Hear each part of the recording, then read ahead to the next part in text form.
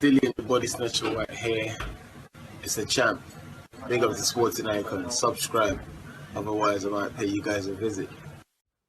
Okay, so I've just finished watching the press conference for Dillian Whyte versus Tyson Fury. With the absence of Dillian Whyte. Dillian Whyte did not turn up, which certainly had Frank Warren irate.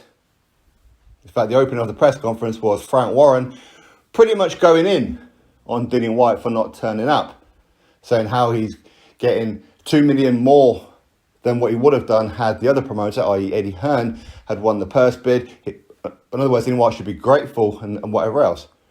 What, grateful that he's getting 20% when he should be getting a minimum 30% as mandatory challenger, rather up to 45% as interim champion. However much that equates to is however much that equates to. 20%. So Dillian Whyte is giving you 20% effort. Okay, when it comes to it. Anyway, that said, yes, I would love Dillian Whyte to have turned up because, of course, it would create a lot more talking points and would probably make people re-watch that press conference a few times. Who's going to watch that press conference again? Nobody. Now, when it comes to Tyson Fury, well, I did some predictions about 4 minutes, I think it was, before the press conference started. I'll put it here in the community section here on YouTube as to how the press conference was going to go. I said that Tyson Fury would use the word dosser X amount of times. I was wrong on that one. I don't recall him using the word dosser once. Not once. But, of course, he did use a new nickname for Dillian Whyte. What do you call him? Frillian White Knickers or something like that. Whatever it was, I'm sure some Tyson Fury fanatics, brainwashed zombie sheep, will start using that term in comment sections of people's videos across social media. Why? Because they're followers. They're not leaders. Okay, they do what other people will do. They repeat other people's words. That's what they do. Wait for it. You're going to see it. Now, Tyson, he did use his press conference as a way to big up himself. Now, in that prediction thing as well, oh, by the way, just go back to that prediction thing. I did get something else wrong. I said John Fury will make a bit of a clown of himself.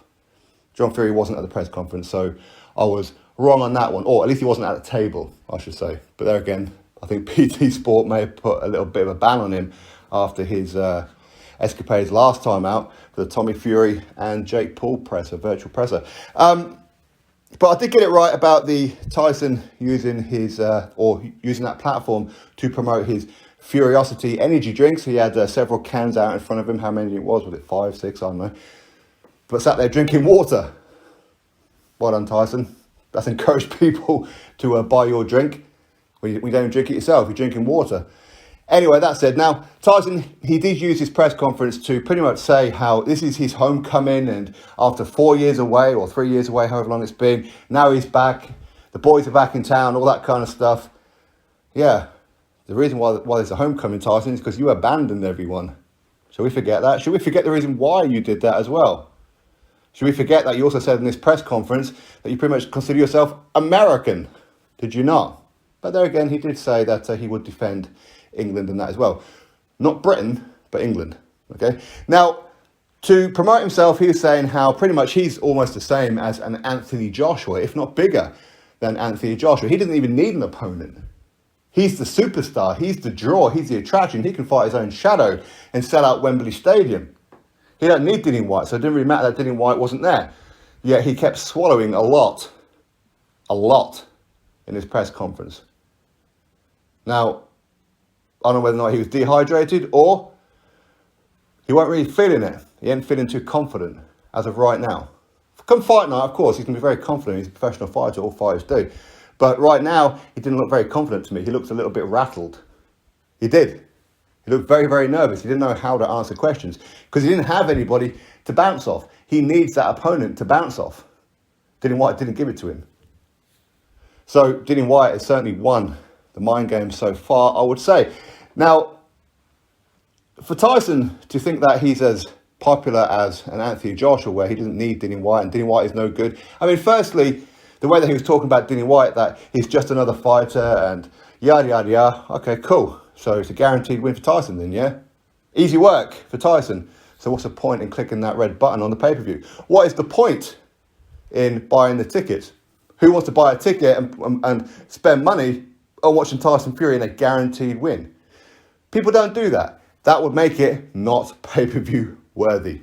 Pay-per-view worthy is a fight where either fighter can win. That's pay-per-view worthy. Well done, Tyson. You sold this fight. Well done. Brilliant. So there'll be a lot of people who were not too sure if I really want to watch this fight. I don't really know Tyson. I don't really follow Dillian Whyte. Nah, not really. Then watch that. Oh, it's a one-sided beatdown. Am I going to spend my hard-earned money on a one-sided beatdown? No.